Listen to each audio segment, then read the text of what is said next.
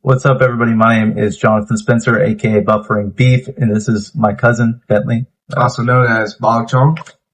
That's right. Buffering Beef and Bog Chong at it to tell you the discrepancies I had in my first two videos about the in Shelbyville, Indiana. I'm just going to be correcting a couple things I said. Number one is I said Cali Miller is a kid kisser, that she kissed the 7-year-old. However, it was not that. It was more groping. Cali Miller had the kid sitting on his lap, and Cali Miller also was like hugging the child, asking the kid for hugs, kind of like a grandma would. I can pop up the interviews in a little bit. We're just talking about stuff like that, and also getting my cousin's opinion on it. Alright, so I'm about to show my cousin Bentley the Sly Boy videos to catch him up on the situation, because he does not know as much as I know, obviously, and also I need to, give myself a little bit of a reminder. So we're about to click on the video, watch the video, and then we'll show you a couple clips from it, and then we will slide up into the rest of our video. Wait, before you watch the rest of the video, don't forget to like and subscribe if you enjoy. And without further ado, let me get in.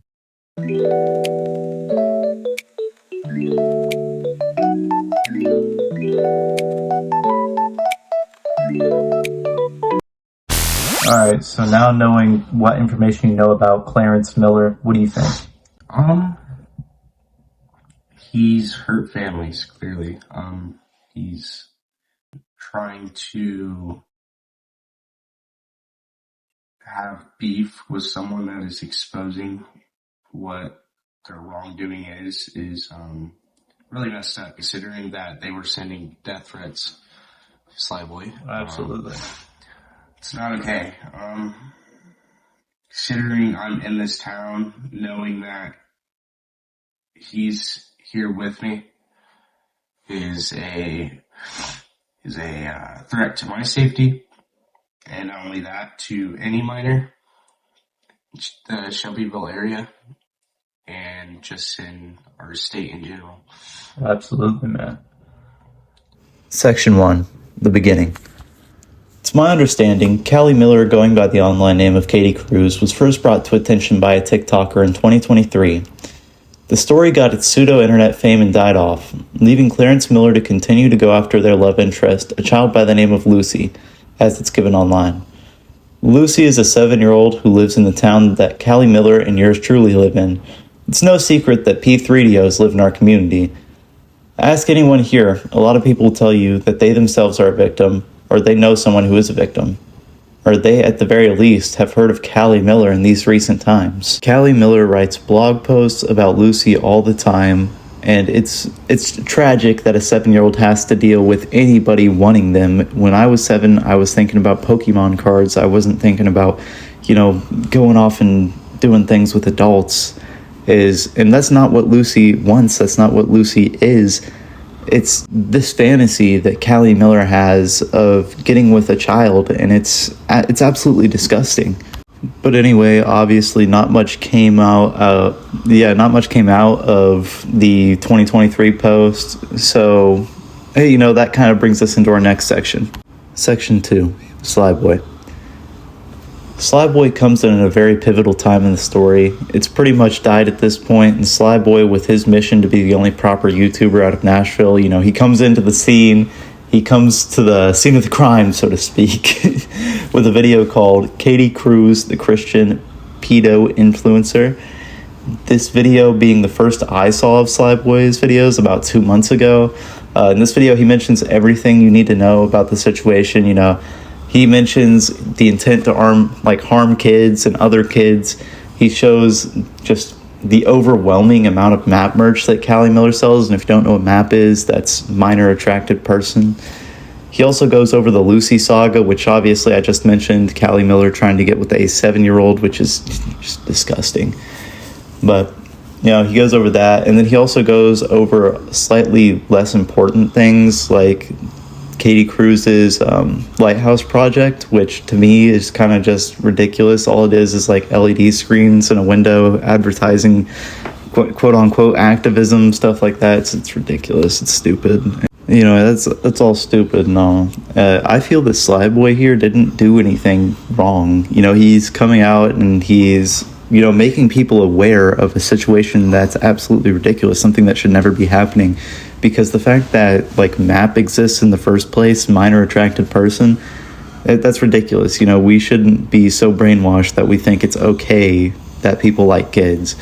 You know, it's not okay for people to like kids. That person's so much, you know, more mentally immature than you.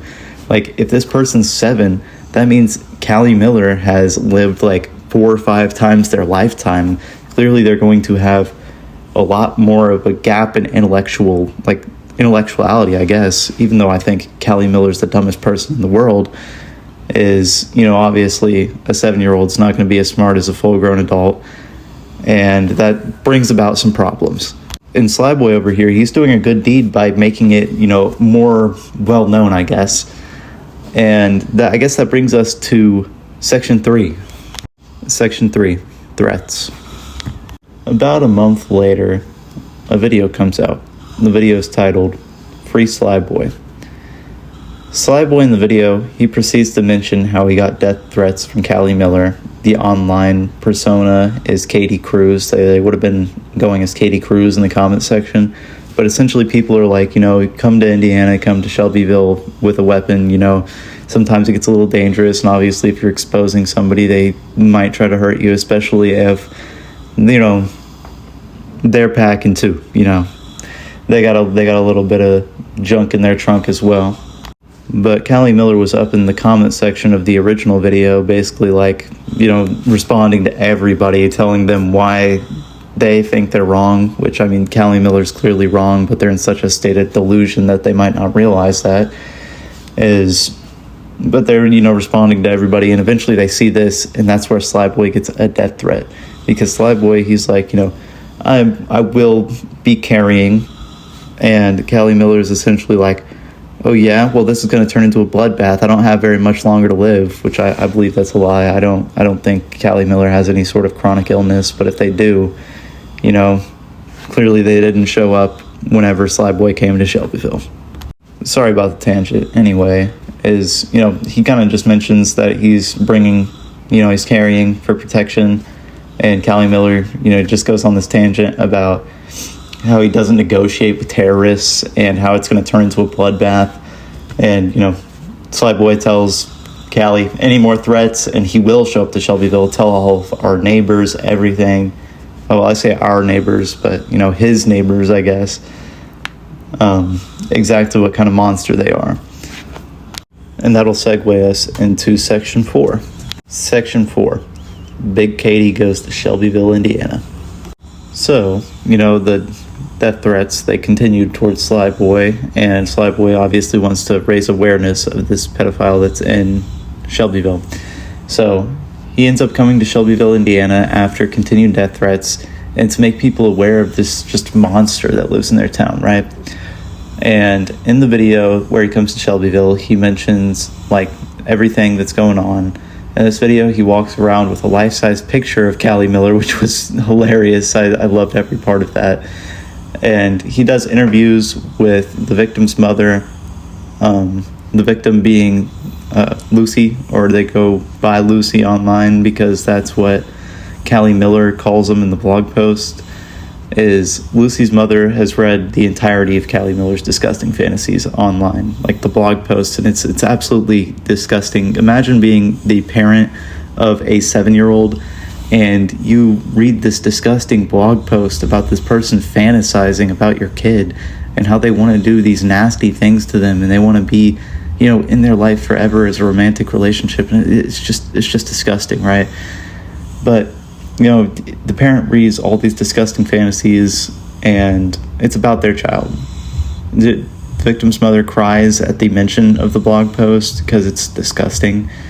And, you know, make it be known, it's never the victim or the victim's mother's fault. Is she did the absolute best she can, and she noticed when Clarence Miller was doing wrong things, and she was lucky enough to get her daughter out of there. You know, luckily the mother has spoken to Lucy Lucy doesn't even remember who Clarence Miller is. And by showing that it shows that Callie's just this disgusting map member, right? It's disgusting. It's a made-up map fantasy. And, if we could continue and give a moment of silence, I will play the interview of the mother with Lucy, the mother of Lucy, not Lucy being interviewed, but the mother of Lucy. I'll play that interview, and I'll also play the former 14-year-old that Clarence tried to groom. I'll play that interview as well. 2, 1. Hi, I'm Sam, and I'm Lucy's mom. Thank you for coming out. You know an individual whose legal name is Is that correct? Unfortunately, yeah. Yeah, unfortunately. So you went to high school, right? Yeah, I've known him since I was about 16 or 17, after I started dating my husband. Gotcha. Okay. So how did that relationship get to here? Well, like I said, I met him when I was, I use the term him. You use, I'm not here to, you've probably seen my channel, I'm understanding of pronouns and stuff like that, but I'm not here to tell a victim what pronouns to use, you know what I'm saying? So you speak, whatever's true to you. Thank you. Yeah. So I met him when I was about 16 or 17 years old. My husband became friends with him really just out of pity. He was getting picked on quite a bit. And him and another friend of his took him under their wing just because he was a weird outcast, and they genuinely felt bad because they'd been there, done that too. And eventually over the course of time, some things were inappropriately mentioned, teenage boys, I thought for a long time it was just a joke.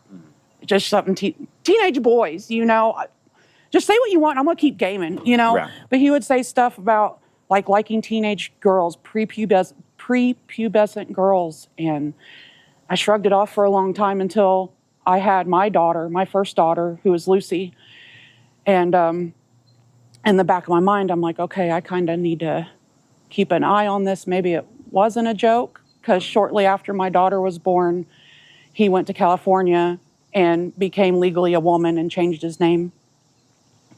And that raised a huge red flag because nowhere there was, 7 to 8 years of friendship at that point. Nowhere in any sort was there any signs of, I don't feel like a man. I feel like a woman, just the common signs you see.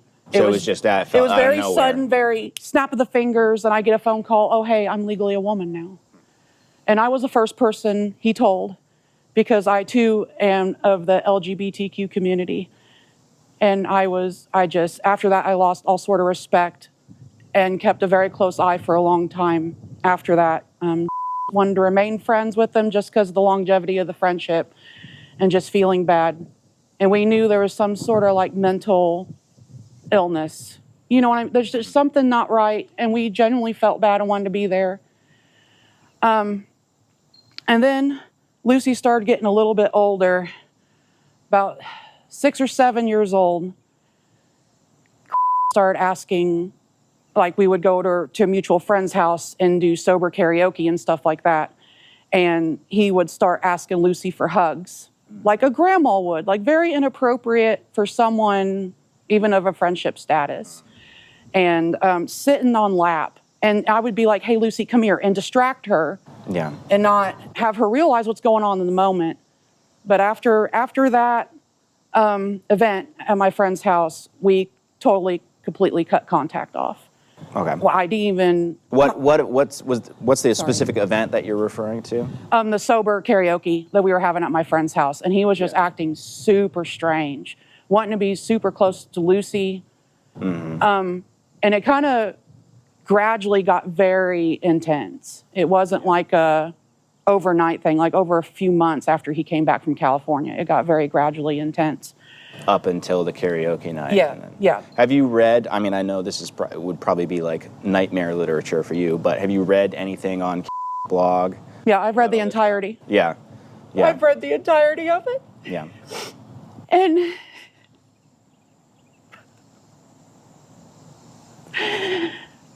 it makes it sound like that we allowed this, that it was just something I shoved under the rug. No, that was not the case at all. I just chose not to speak about it, which it was probably, I should have spoke about it in the time. I should have told him how I felt for Lucy's safety. If I would have known that this sick blog was going to be a result of that. I tried not to be confrontational, and it bit me in the ass. Yeah. And no, I was very aware of what was going on, and I did not allow it. Understood. Yeah. By my calculations, the first blog entry about Lucy, she would have been 6 or 7 years old. And then that leads up to the karaoke night, which was referenced on her blog. I believe she said something like she felt like that night there was like a really special connection between her and Lucy. She was like singing a love song or something. It was just very clear what was going on to you. That's all made up in his mind. Yeah. No, I'm sure. Lucy never... When I was confronted about it by Sierra, years later, I was confronted about the blog by Sierra. Boo. Sorry, didn't mean to jump scare you there. Editor Sly Boy coming in here just to give a little bit of context for the situation. The woman that Sam is referring to in that clip, Sierra, is a TikToker. This is an individual who is a CSA survivor and advocate who spoke out about this situation back in 2023. Sierra was the first person to really push this story into the public eye. In researching this story, I've had a couple of different conversations with Sierra. Sierra was instrumental in establishing the initial connection between Katie Cruz and their real-life government identity, which for very retarded reasons I can't say in this video. Although Sierra blew the initial trumpet on this situation, she's since kind of been bullied out of talking about it. At least from what she's told me, she's received so many death threats to her own life as well as her 2 children from the Gooner Squad that she's not as comfortable talking about this right now. But anyway, point is, now you have the reference point. This was a little bit of a viral story in 2023. Sierra talked to Sam at that point, but ultimately it didn't really go much farther than that. Immediately after I got off the phone with Sierra, I talked to Lucy. And I'm like, did anything happen? Yeah. Can you remember? You need to tell me. And she could barely remember who was. That's good. So whatever existed is only in his mind. Thank God. Certainly.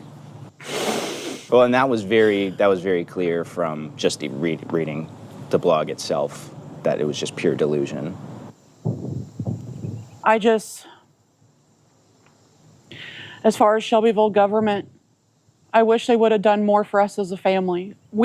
I was born and raised here, and I had to move out of the county because I no longer felt safe here. With me and my family, I was very heavily involved with the local music scene, behind the scenes, and helping different artists, and helping because I miss that life so much. The musical festivals that happen here locally, and I had to immediately quit doing that because I was afraid he was going to be lurking around every corner trying to get pictures of Lucy or try to get any sort of contact at all. So I just wish they would take the feelings and the safety of their population a little bit closer to heart. You fully just had to leave town, basically. Yeah. As a result of this. Yeah, we had to up and vacate. I didn't, and I lived right down the street from my mom, and I no longer felt safe. Mm-hmm. Yeah. My daughters no longer felt safe.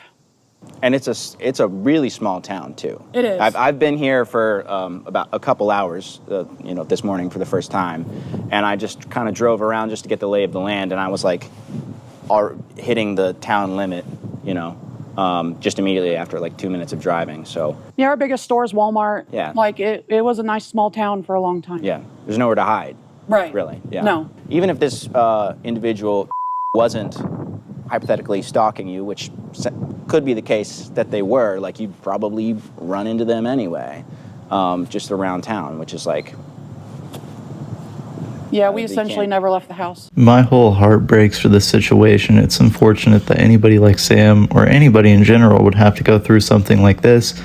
Sam seems like a genuinely nice woman, and it's very unfortunate that she'd have to deal with anything like this. Thank you, Sam, for the interview. Thank you, Sam, for everything you've done. Now it's time to get into the interview with the 14-year-old victim, who's now in their 20s. We're going to play that, and then we're going to have an outro, and that'll be the end of the video. Individual by the name of Cali, someone who goes online by Katie Cruz. Is that correct? Yes. Walk me through when you first met Cali/Katie Cruz and what that looks like. First, thank you for having me on here. And I'd like to say before we begin why I did this. I wanted to warn you about the individual that you were talking about, to be sure you actually knew who you were talking about. And then when you said you wanted to interview me, I was very hesitant, but I thought it was probably the right thing to do, even though I didn't have the worst story to tell. And I thought that it could help kids potentially. I don't know if anything's happened or if anything will, but if I can help anyone, I will. So that's why I did this. So I met Katie when I was 14. Katie was about 20. It was just through a mutual friend that lived on the same road, and we really clicked, Katie and I. Katie, at the time, presented as a male, and we connected over Christianity and conservatism. I was a Tea Partier, and Katie was a libertarian. So Katie/Cali was conservative at that time. Very much, yeah. Okay. I remember we discussed Ron Paul. Ron Paul's the dad, right? I don't know. I think Ron Paul is the dad. Yeah, slightly he was the before one that at the my time. Yeah. Ron Paul was the dad. He was going for election, and we both liked him. He was very much a fan of the libertarians. Okay, gotcha. So yeah, Cali. We talked about guns. We talked about liberty. We talked about the Constitution. We were very conservative. Well, Cali still likes guns. That I do know. But aside from that, very, very progressive. Currently, which is interesting. Okay, so I didn't know that. So you met, Cali was 20. You were 14. Yeah, I'm not sure the exact age on Cali, but I know 2021. It was definitely over 18. Yeah, I was 14. We also connected on heavy metal and the X-Men animated series. So we had a lot to talk about. It was either the first visit or the second visit. We talked for hours and hours. We started at like dusk and it ended at dawn. It wasn't anything bad that I remember. It was mostly politics and Christianity and heavy metal. It was a lot of fun. We really connected. And at one point we realized that the sun was about to rise. So we went and found a nice spot to watch it. And Katie put their arm around me. And I could tell that they were getting into me, and I liked them too, but I wanted to warn them, I'm 14. Yeah. There were older boys who noticed me then. I was 14, but I developed early. And so, older boys would approach me and I'd warn them that I was 14, and usually they would back away from me like I was radioactive, but not Katie. So, and this was, to be clear, so the night you're talking about, that you and Katie went out, basically pulled an all-nighter, just the two of you on the town. So we're talking about a 21-year-old just kind of taking a 14-year-old on a joyride. Yeah, we were walking around. I was from a very small town away from, like, next to Shelbyville. Okay. And we sat on my porch for a while, and then we walked around my neighborhood just alone. So where did that relationship go from there? So after I warned them that I was 14, they said they didn't care. And we exchanged MySpace information, if that shows how old I am. And most of our correspondence was through that, after that. Pretty soon after, Katie was saying that they really wanted to date me. And I said, well, I like you a lot, but you're going to have to wait. I'm not going to date someone over 18. And they said they would wait. But in the meantime, some of the discussions on MySpace got sexual. Katie would start to talk about sex dreams that they had about me. And, you know, as a teenage girl, you're flattered because a boy saying that he thinks of you in his special alone time is such a compliment. But I didn't feel too uncomfortable at the time. But then the next thing made me a little uncomfortable. Katie told me they had a nickname, and they said it was Girthquake. And being a 14-year-old girl, I didn't know what that meant. And they described it as that their male anatomy was particularly thick. And Girthquake. Girthquake, yes. Well, and I'm not sure anyone really called that person that. Maybe they called them that. So I don't remember my reaction to that. I know internally I was like, you know, 14-year-old girl, not going to be into that. Yeah, and you know what? I'm a 29-year-old man, and I'm not into it either, frankly, if I can be honest with you. So let's see. It's been a long time. I'm 32 now. I remember I got concert tickets to see Megadeth, and I wanted Katie to take me.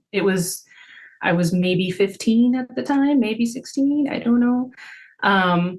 And I asked my mom if Katie could. My mom said only if Katie allowed the full background check and gave their driver's license and their license plate number so that she could monitor them. She was going to track them. I didn't even know that was a thing at the time. Track them online. And she said if we deviated from the path that she would call the police. So, and Katie, to their credit, wasn't scared, wasn't like, no, I can't do this now. They were like, it's fine. I'm not going to do anything bad. And they didn't. So Katie took me to this concert, but on the way, they were describing sex that they had with their girlfriend because, surprise, surprise, they couldn't wait for me. Yeah. And it was an adult female, to be fair. And I didn't think anything of it, I guess. I was a little uncomfortable. I didn't really want to talk about sex. I wanted to just go to see Megadeth. And that was about it. That's all I remember that was uncomfortable or bad. We didn't end in a bad way. There wasn't any uncomfortable bad thing. You kind of fell out of touch. Yeah, we just fell away. And it was okay. And I didn't think anything of them until a few years later, I saw that they had transitioned because online they had talked about it. And I didn't say anything. I was already thousands of miles away and married, so I didn't care. And then I saw the thumbnail for your video and saw that there's more going on now. And so I think that the main takeaway from my story is that this could be a series of escalation. Yes. You know, and that it starts small. And I can say 1000% it is a series of escalations. Thank God, like your story didn't get nearly as bad as it could have, just given, you know, what was going on. And, you know, I'm aware of a situation that I've talked about on my channel that went younger than your case. And then I'm also talking to people behind the scenes who have some other things to say. So I think it is progressing. Really appreciate you for sharing your side. Which was the thumbnail that you saw of mine? I saw the thumbnail that was clearly the person I knew from a different name, but was going as Katie. Yeah, I saw that and I clicked on it instantly because I knew you immediately recognized him. Yeah, and I was really surprised that I was even recommended this. I mean, I don't watch a bunch of online detective people or anything, right. So it was interesting. Well, detective would be a very strong word for me. Slop YouTuber, I think, is the slop tuber. Actually, is that's the official definition. But cool. Yeah. Anything else before we kind of wrap it up? To be clear, Katie never touched me inappropriately. Never tried to sleep with me or take me away or convince me to get away from my parents or anything like that. But talking to a minor about Girthquake or about sex with your girlfriend or anything, that is wrong and also could have been a crime then and is, for a lot of people, considered grooming. To be clear, did Cali at that time ask to date you? Yes. Okay. So there was a clear intention there. Oh, okay. Yeah, they wanted to date me. And That's the thing. We can't know what would have happened, but if I would have said yes, they would have dated me. I knew that. I just wanted to say that I don't hate Katie. I don't wish ill upon them either. I mainly pity them. And I'm not a victim. I'm not emotionally scarred by this. I'm not, I don't have sleepless nights, scared of earthquake or anything like that. I am perfectly fine. Yeah. But I wish they would get the help that they need. Folks, please give Michaela some love. She also has a YouTube channel, so I'm going to link that in a pinned comment and also the description. Check it out. Maybe it's your cup of tea, maybe it's not. Even if it's not your cup of tea, just leave it like a, hey, love from the Sly Boy crew. That helps her in the algorithm, and I'm sure she'd appreciate it. Anyway, Shelbyville is still happening. If you made it this far, you're a real one. The rest of the video, I'm going to just show I'm going to show my donation to the live stream because I want to thank Sly Boy. Just want to spread the love, you know what I'm saying? Not only that, but I'm also going to show just me walking around Shelbyville. It was for a different video and we just didn't end up getting interviews for it. So I'll just have, some time lapse, some music over it of us walking through Shelbyville. I'll put that at the end. You don't have to watch any further than this. I appreciate it. If you wouldn't mind dropping a like if you enjoyed the video, or even if you didn't, just it shows support towards me. It pushes the video out more, and it helps people become aware of the situation. But anyways, let's get into just some, slop I'm adding at the end. Sly, thank you for making videos on someone whose name I can't say. Well, I guess I can say, but in Shelbyville, you've helped our small community a lot in raising awareness of maps. Good. I'm glad. I've been hearing a lot of good stuff coming from the Shelbyville area, so I hope that is the case. And thanks for checking in. I appreciate you.